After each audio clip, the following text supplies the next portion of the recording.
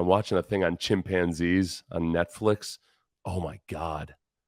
It's brutal. It'll make you want to climb the corporate ladder, though. It'll make you do whatever it takes to get ahead, because these chimpanzees have a very advanced hierarchy and social structure. And the alpha male, yeah, if you're not a chimpanzee alpha male, then I got no respect for you. If you're not willing to murder to get to the top, you're not in the same business as me. Here's Matt Burke, defensive coordinator. Oh, right into it, huh? Man, I wasn't ready. Let's go. When you got Will Anderson Jr., how do you see him fitting into your team?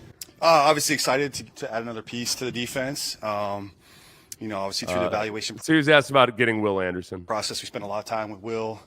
Had him in the building, got to know him obviously as a young man and what sort of he brought to the table from that point of view. So very excited to just add another element to the defense, and he's done a really good job so far, just working, again, asking him to play some techniques or some positions maybe that he hasn't done in a year or two, and just trying to get him kind of up to speed on that. So it's been really good.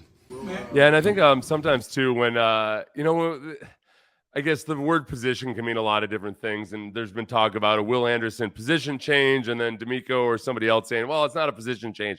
A lot of it is just the different techniques that they're using, where they're going to have Will Anderson line up just cocked out wide in a 3-point stance, trying to get into the backfield as fast as possible. So it's not much different alignment-wise as any other defensive end or outside linebacker or things that he's done. But it is like the responsibilities, the technique, some of that stuff is just different enough that he's got to just be sure he's got the focused mindset. And it's all going to be very good and easy for him. I think in a lot of ways, Will Anderson is going to realize like, oh, wow, this is simpler in the NFL just because they're not going to ask me to do as much. He's not going to have to go down and play interior defensive line hardly ever, except like on 3rd and 15, I think. But that's different. That's just fun. I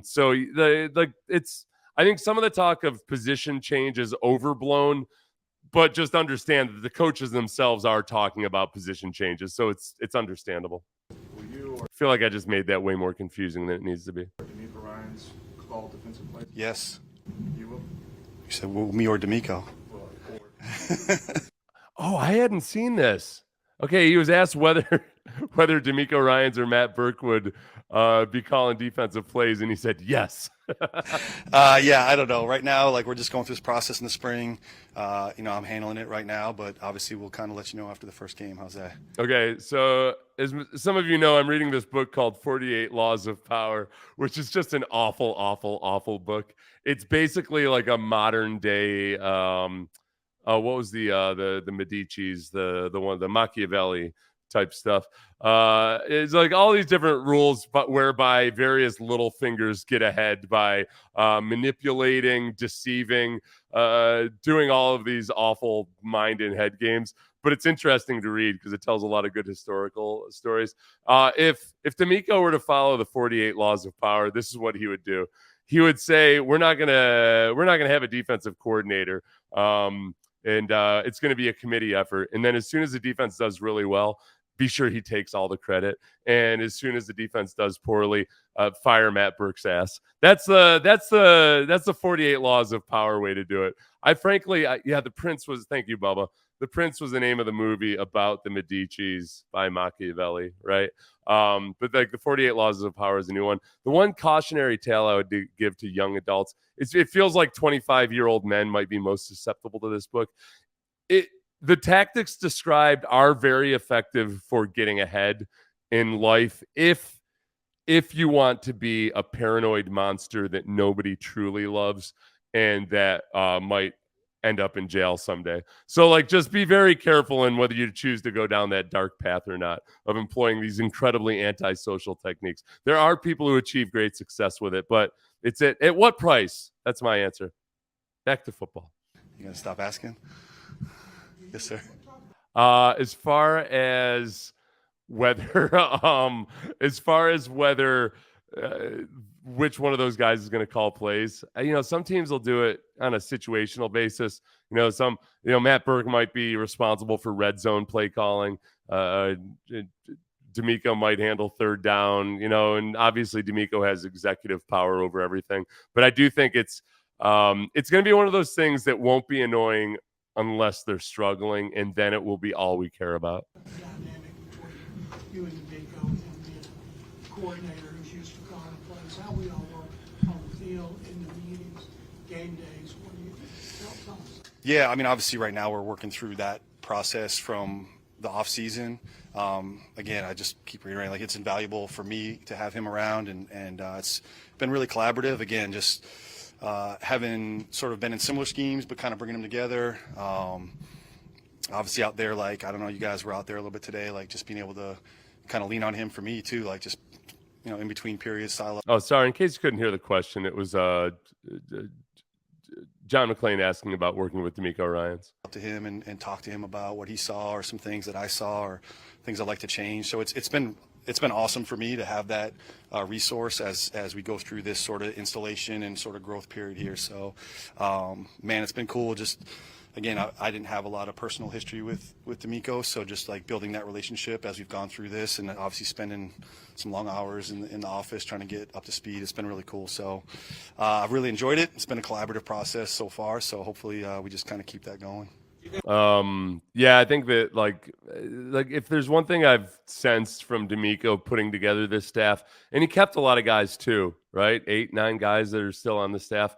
So, he hasn't worked with everybody, and I do like that. And I think that was something that sometimes it's an advantage in hiring a coach who's relatively young, or if you do hire a college coach and make it the right choice, they don't necessarily have like a lot of backs to scratch. They're not in the buddy system of, needing to show loyalty to somebody that he was with here, made a promise to there. And they can just kind of go out and pick guys that they hear good word of mouth about, or that they seem philosophically aligned with. And I think that's what it seems like with Matt Burke. So I think that D'Amico and he'll get along, because a lot of these guys don't really, the point I was going to make is they don't seem like they have a lot of ego, and not in not overly humble or trying to, affect a certain type of image or anything. They just seem like they're genuine football nerds and kind of into it. Like D'Amico, like obviously, like I say football nerd in a very complimentary way.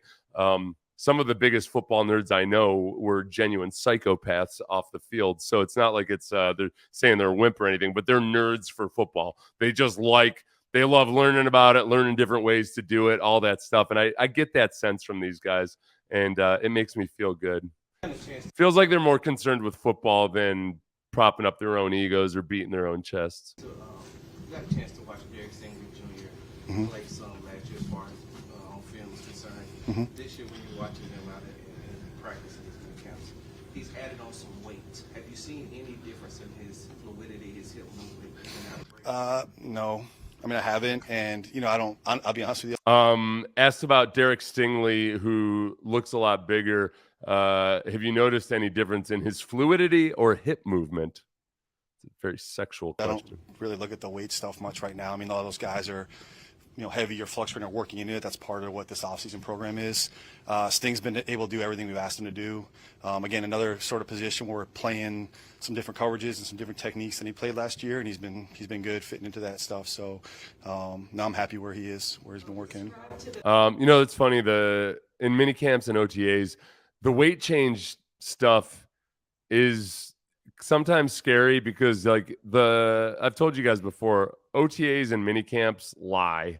Like they lie to coaches, and they lie to yourself if you're a player, because you can get away with carrying like an extra 15 pounds in minicamp and feeling like, oh yeah, I'm strong as hell, I'm as fast as I've ever been.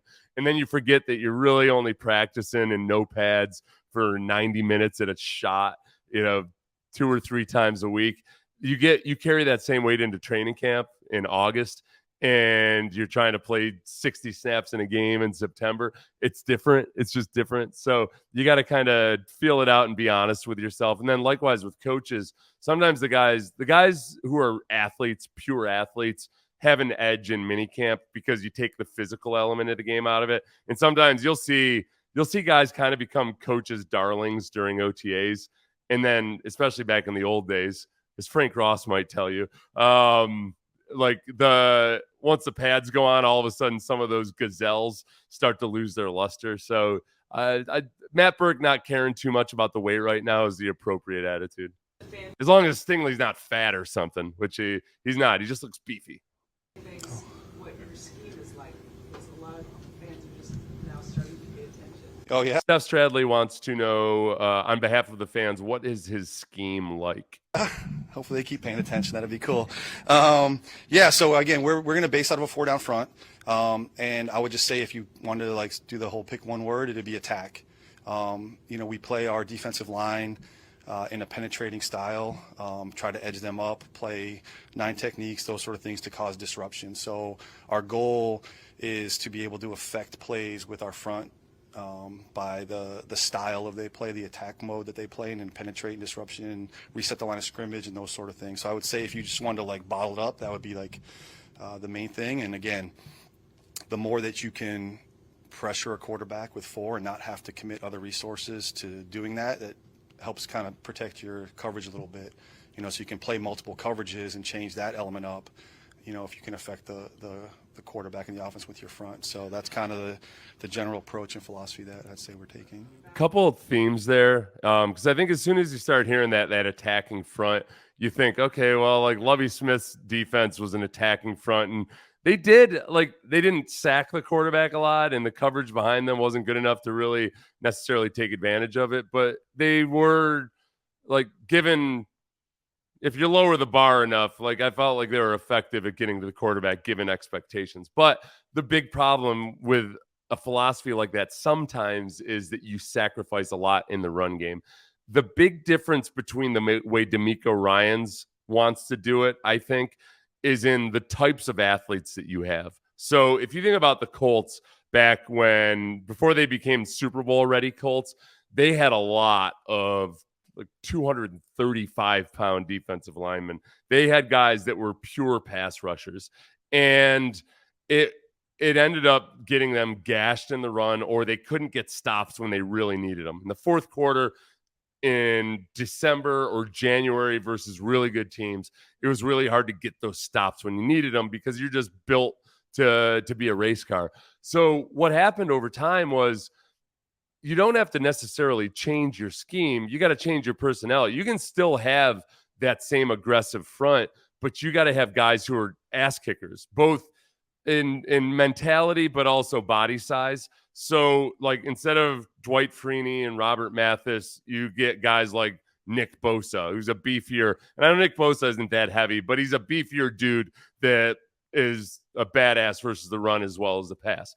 And you can still have that mentality of getting upfield really quickly, but still playing the run, so you don't end up having one of the league's worst run defenses. And I think that's where D'Amico and Matt Burke are with this. If you look at Will Anderson is smaller, yes. Does he end up playing at, I don't know if he ends up playing at 260 or so. I don't know if he can carry that, but he's very stout versus the run. I thought his size actually hurt him as a pass rusher more than it hurt him as a run stuffer, because he gets super low, uses his hands well, stands up a lot of really big offensive linemen when he's playing the run. It's in the pass game where sometimes if his first power move didn't work, he kind of got stuck. That's what he's going to have to work on there. But I think the personnel over time that they take in is going to be what keeps them from being softies versus the run. So I'm getting on edges, lining up in wide nines. That's just where you're cocked out wide in an angle. That stuff's good. That's going to be fun. That's going to be aggressive.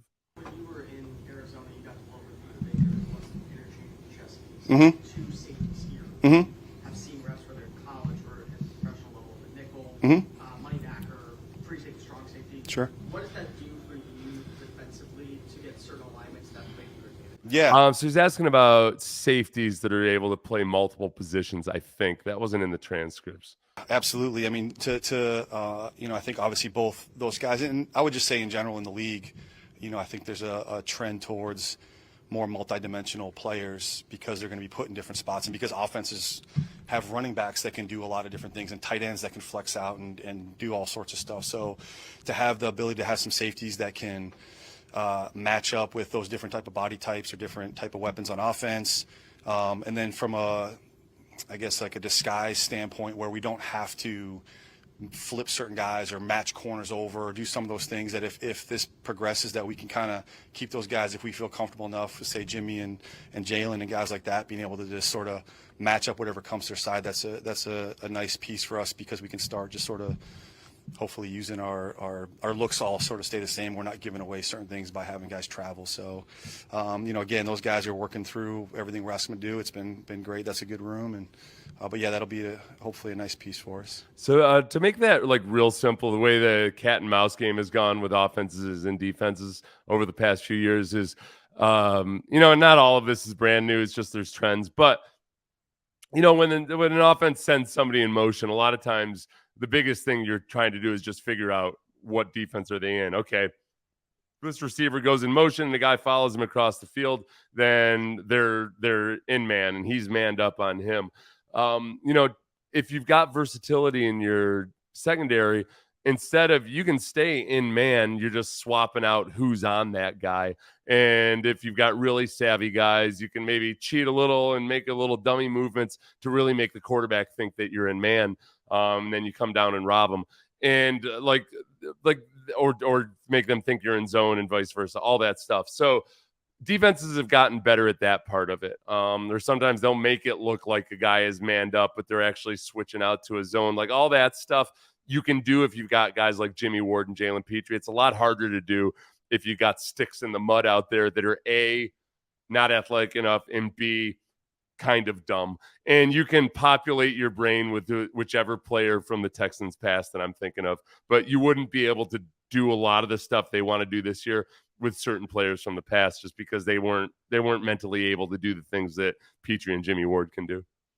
Can you talk about your first impressions of Jalen Petrie up to this point? Speak of the devil, first impressions of Jalen Petrie. Yeah, I don't know, whatever superlative you want. I mean, great. Yeah, no, I'm saying he's great. I mean, he's just, doesn't say much like in the meeting rooms and stuff from like that point of view, but man is like super communicative on the field. And I would just say, D'Amico has a team meeting pretty much every morning, kind of recapping some of the stuff that happened from the day before. And I would say Jalen's sort of finishing and effort shows up on that tape probably as much as anybody. I'm not going to discount anybody else, but just the way he approaches like finishing every play in practice, like being in a good football position, again, as a deep safety, sometimes runs in practice kind of squirt through. We want our offensive guys finishing downfield, but Jalen's always there, like getting to a hip, finishing a good position. Like, so just to see him train those habits consistently like that is just really cool. I mean, I think that's what, you guys saw obviously on the field last year, of just like the fruits of those labors. Like he practices with intent, and he's very deliberate in everything he does. So I think that's what kind of translates. Practicing with intent. That's another buzzword we're hearing a lot, with intent. I'm into that. I like it. Yes, I understand there's probably a biblical basis to it. Then you can tell me about it afterwards. You guys, nobody complimented me on my biblical reference that I made the other day. I can't remember what it was. I had obviously just looked it up beforehand. It wasn't like I did it from memory or anything. But with intent, that's a big thing. As far as Jalen Petrie, I think that my most encouraging thing for Jalen Petrie last year was that he was never one bit defensive at all about his missed tackles. Man, it's just so common nowadays where a guy might get a rookie of the week honor or something and then tweet out like, "Oh, I thought I missed too many tackles, huh?" And he didn't do that. Like, he was the first to point out that, yeah, he's got to get better and more secure in a lot of his missed tackles, even though some of them, they're always going to be your fault when you miss a tackle, but the degree of difficulty was higher because the front seven was not playing well. And because a lot of times, like when you're Jalen Petrie trying to take on Derrick Henry, and Derrick Henry hasn't been slowed down one bit by the first or second wave of the defense, that's a high degree of difficulty. It's hard. It's like you're trying the triple Lindy, with a sprained ankle or something. It's going to be hard to pull that off. So I do feel very good about, given everything Matt Burke just said. Matt Burke's talking about a second-year player, kind of gushing about a lot of the intangibles in a way that you don't hear guys talk about young players a lot. So that's very good to hear. You mentioned that Stingley is going to work through a lot of multiple coverages. Mm-hmm. What about his play allows you to do other things with the rest of the defense? How does he equip you? Yeah, I mean, he's just obviously. So what about Derek Stingley's play allows you to work through multiple coverages? Yeah, I mean, he's just obviously. I mean, hopefully, he's a corner that we feel good about in whatever coverage matchups that we get to. Again, whether we get to points where we feel good about isolating him or not, like that's obviously stuff down the road that we'll get to. Right now, we're just kind of playing our base techniques and trying to get him right. So we haven't really got into matching guys or flipping dudes or any of that type of thing. So, hopefully, again, we're just asking Sting to keep progressing and getting better at what we're asking him to do right now. And then I think those types of decisions are more made as we get closer to things. I guess, you know what, if I'm going to read into anything, and yeah, Mike White, I was saying Mike White might have a really good chance this year if he's playing, if Tua Tagovailoa gets injured in Miami. And Mike White, who people up in New York just absolutely loved, except that he was a little too willing to stand in and take punishment, much like Tua. Said he might have Mike White might be a sleeper Pro Bowler or something this year, thrown to those receivers. But as far as Derek Stingley, okay, if I'm going to read into this a little too much, man, Matt Burke has gushed and gushed and gushed about Jalen Petrie and hasn't been as effusive in the praise about Derek Stingley. So if you're gonna be the type who reads too much into things, let's keep an eye on this situation. Yeah, how much did it help to have Ward? How much did it help to have Ward knowing his defense so well? Oh, okay. How much has it helped having Jimmy Ward, the safety, knowing this defense so well? Oh, yeah. I mean, I think very good. I mean, he's been great in that room with a guy like Jalen, obviously working with him. Oh, it's okay. It's it's okay. I forgive you. There's a cell phone going on. Okay, cool. Like I said, like working with Jalen and like kind of helping that growth along, the whole back end. It's great. I mean, obviously, just a lot of the guys or some of the guys that we targeted to bring in from Jimmy and some of the guys in D-line that have a history in the system and familiarity, like it just helps almost like just keep the messaging going, obviously in the locker room and those sort of things. And Jimmy's been great, and he looks like he's about 25 right now out there, so that's been cool too. Jimmy Ward, man, we had some good audio of him describing his fight with DeAndre Hopkins during training camp in the combined practice a few years ago.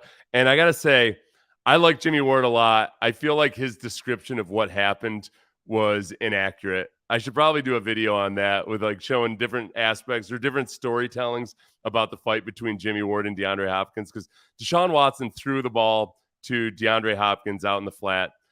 Jimmy Ward, you could tell by the time the camera got to it, DeAndre's helmet was off. So like Jimmy Ward had just said, I jammed him. It was like I had jammed him. Well, okay, his helmet came. I don't know why DeAndre's helmet was off, but DeAndre basically was like, all right, I caught the ball. The drill is done because my helmet's off. Jimmy Ward then punched at the ball like after DeAndre had taken himself out of the drill, and that's when DeAndre got PO'd. So I do currently love Jimmy Ward because he is a Texan and I like his spirit. But I got to side with DeAndre in that one little exchange. If DeAndre, as per reports, is very interested in coming back to Houston, per Roosh Williams' report, then we'll have to. Those two, I'm sure, will be fine. Guys get in fights at training camp all the time. It's usually not that big a deal unless one guy's super sensitive about it. It's not that's not going to be the barrier to a DeAndre Hopkins deal getting done. A reasonable price would be the biggest barrier. You can't bring DeAndre in like trying to break the bank on him or anything. It's got to be at the right price with the right motivation. Last two guys. I know it's very, very early in the process. It is. From a defensive standpoint, what have you seen on the offensive side of the ball? Oh man, that's it. Isn't Bobby coming in here next? Well, I'm saying from Thank you. I am. So he said, "What have we seen? What have you seen from the offensive side of the ball?" I'll tell you one story. Honestly, we did a 2-minute drive at the end of practice sometime last week, and he threw into a kind of a coverage we hadn't shown. It was the first day we put the coverage in, and he threw in. Kind of probably wasn't a throw he probably wanted back. I'll just say it that way. But the first thing he did when I was walking off the field, he grabbed me. He said, "Yeah, literally, Coach Burke."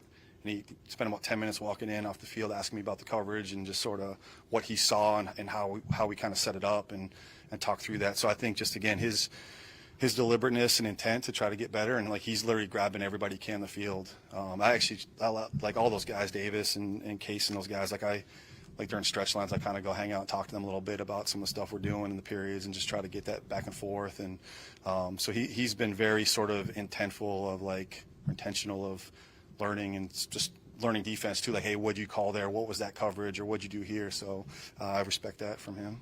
There's something about that it reminded me of this book I read a couple years ago, last year. It's called The Art of Learning by Josh Waitzkin.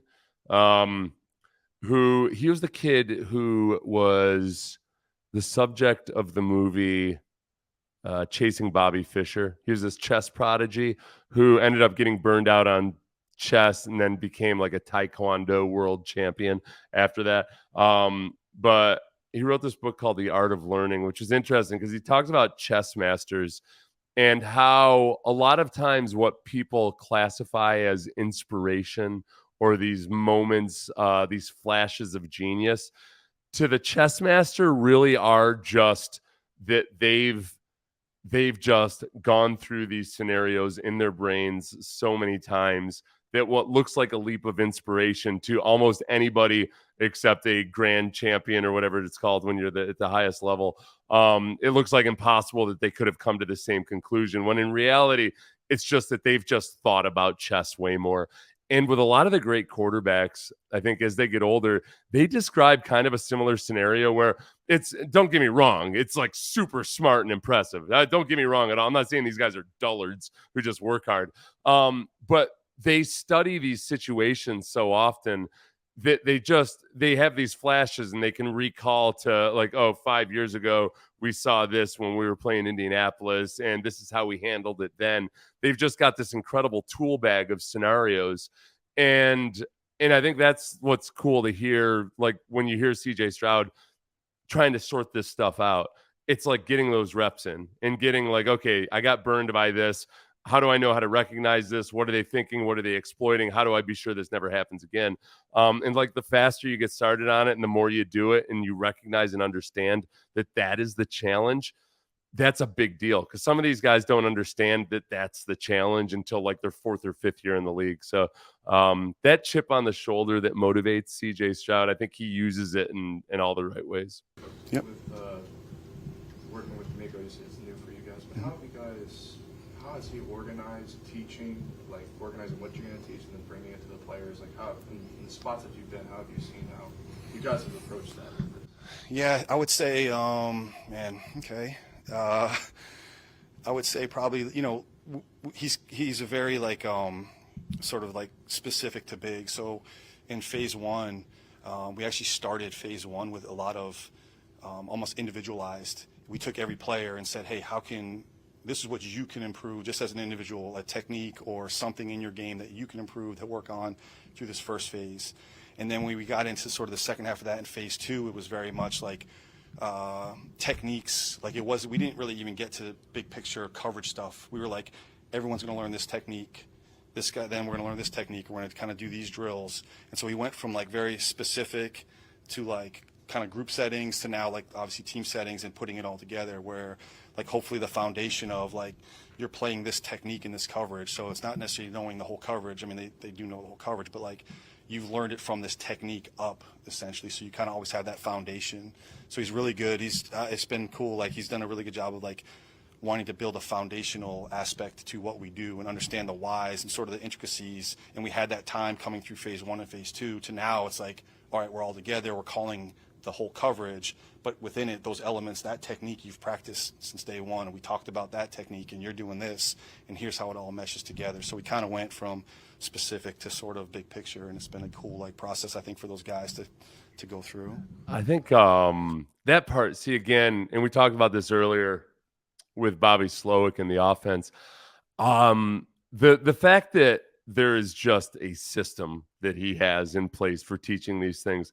I think a lot of times, like when you're learning sports or anything else, sometimes it feels like, and I know I felt like this in the NFL more than anywhere else, was like I always felt kind of lost as to like exactly what technique what was the best way of doing things. Like, there's one coach back in the day wanted me to do it this way. This guy isn't even really telling me what way to do it.